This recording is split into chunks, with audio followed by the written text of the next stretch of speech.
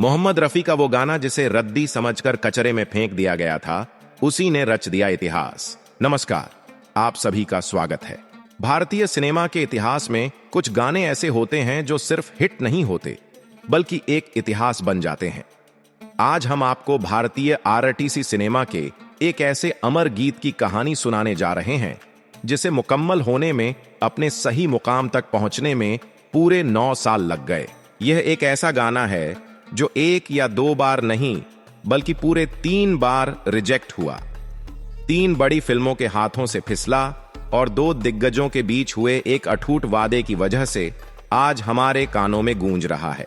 यह कहानी है मोहम्मद रफी की जादुई आवाज की, मदन मोहन के बेमिसाल संगीत की, कैफी आजमी की सशक्त कलम की और एक ऐसे निर्देशक की जिसने अपनी हार तो मान ली, लेकिन अपने वादे को कभी नहीं तोड़ा।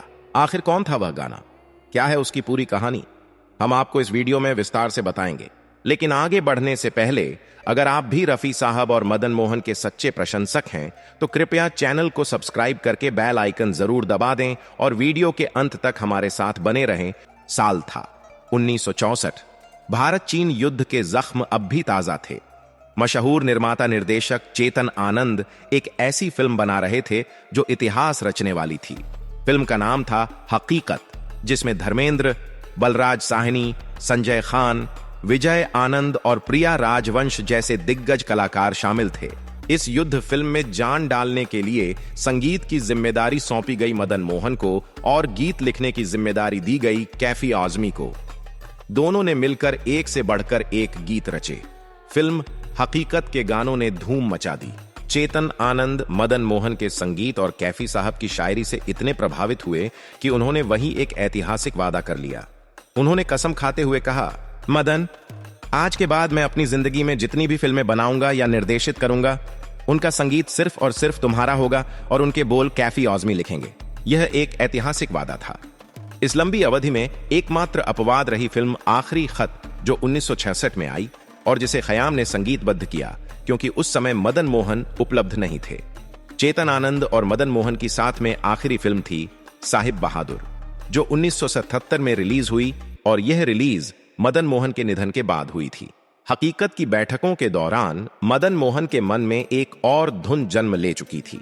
उन्होंने अपने हारमोनियम पर एक बेहद मॉडर्न पश्चिमी अंदाज वाली गिटार से सजी रोमांटिक धुन गुनगुनाई, जिस पर कैफी आजमी ने बोल लिख दिए और रफी साहब ने भी बड़े प्यार से उसकी एक रफ रिकॉर्डिंग कर दी।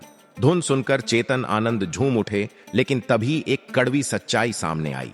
चेतन आनंद ने भारी मन से मदन मोहन से कहा, मदन, यह धुन एक मास्टरपीस है, लेकिन हकीकत लद्दाख की पहाड़ियों में लड़े गए एक खूनी युद्ध की कहानी है। यहां सैनिक अपनी जान दे रहे हैं।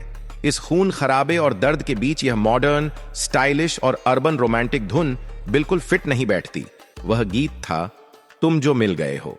तुम जो मिल गए हो तो ये लगता है। कारण बिल्कुल पुख्ता था। एक युद्ध की त्रासदी के बीच एक चुलबुला रोमांटिक गाना पूरी फिल्म का मजा किरकिरा कर देता। और इस तरह पहली बार वह जादुई धुन रिजेक्ट होकर मदन मोहन की लाल डायरी के पन्नों में कैद हो गई। वक्त का पहिया घुमा और आया साल 1966। चेतन आनंद एक नई फिल्म बना रहे थे, आखिरी खत। इस फिल्म से वे एक बिल्कुल नए लड़के को बॉलीवुड में लॉन्च कर रहे थे, जिसका नाम था जतिन खन्ना, जिसे आज पूरी दुनिया सुपरस्टार राजेश खन्ना के नाम से जानती है।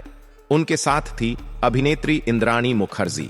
चेतन आनंद चाहते थे कि राजेश खन्ना पर वही पुरानी रोमांटिक धुन फिल्माई जाए, लेकिन यहां किस्मत को कुछ और ही मंजूर था। उस समय मदन मोहन किसी कारणवश उपलब्ध नहीं थे। चेतन आनंद के सामने एक बहुत बड़ा धर्म संकट खड़ा हुआ। फिल्म की शूटिंग रुकी हुई थी, रिलीज डेट सिर पर थी।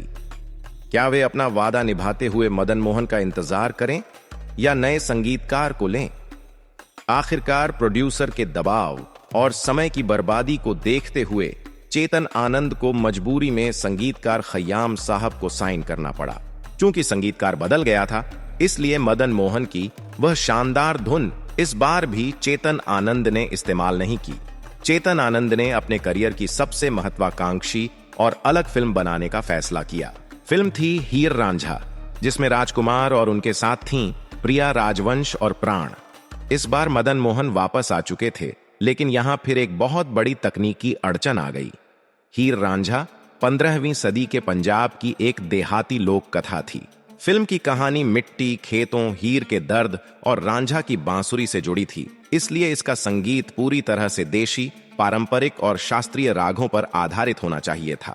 दूसरी तरफ मदन मोहन की वह पुरानी धुन बहुत ही अर्बन थी। उसमें गिटार की स्ट्रिंग्स थीं, वेस्टर्न जैसा फील था। अगर 15वीं सदी के राजकुमार पर वेस्टर्न गिटार वाली धुन बजती तो दर्शक फिल्म को नकार देते। एक बार फिर हाल ने उस धुन का गला घोंट दिया।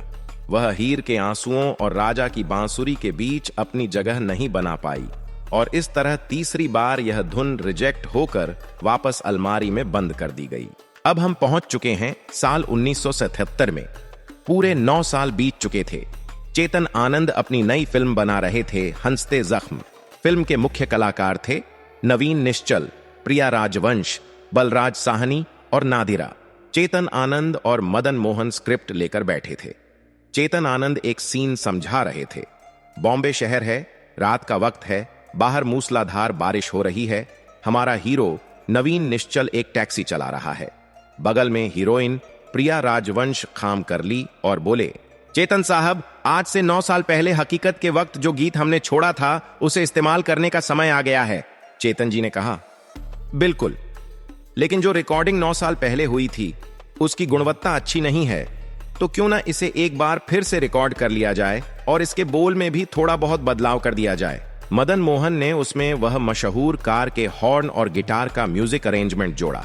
रिकॉर्डिंग की एक तारीख तय की गई और रफी साहब और लता जी को आमंत्रित किया गया, जिसके बाद इस गीत को दोबारा रिकॉर्ड किया गया। हालांकि यह गीत रफी साहब का ही था। रफी साहब का वह मदहोश कर देने वाला अंदाज, गिटार की वह गूंज और बारिश की वह बूंदें, 9 साल की तपस्या अंततः सफल हो गई। 9 साल तवील वक्फे के बाद जब ये नगमा आखिरकार मंजरे आम पर आया तो देखते ही देखते हर दिल की आवाज़ बन गया। ऐसा लगा जैसे पूरा मुल्क इसी धुन में ढल गया हो। ये किस्सा हमें एक गहरा सबक देता है कि सच्चा और खालिस फ़न कभी ख़त्म नहीं होता। वो वक़्त के पर्दों में छुप कर भी अपनी जगह बनाए रखता है और जब सही लम्हा आता है तो पूरी शान से सामने आता है। मोहम्मद रफ़ी की वो दिल को छू लेने वाली आवाज़ आज भी जब बारिश की हल्की बूंदों के साथ सुनाई देती है तो यूँ महसूस होता है जैसे एक अधूरा ख्वाब भी आज ज़िंदा है, जैसे किसी पुराने वादे की गूंज अब तक बाकी है। आपको मदन मोहन और रफ़ी साहब की जोड़ी का कौन सा नगमा सबसे ज़्यादा पसंद आया तो कमेंट में लाजमी बताएं। अगर ये खूबसूरत सफ़र आपके दिल को छू गया हो तो वीडियो को पसंद करें।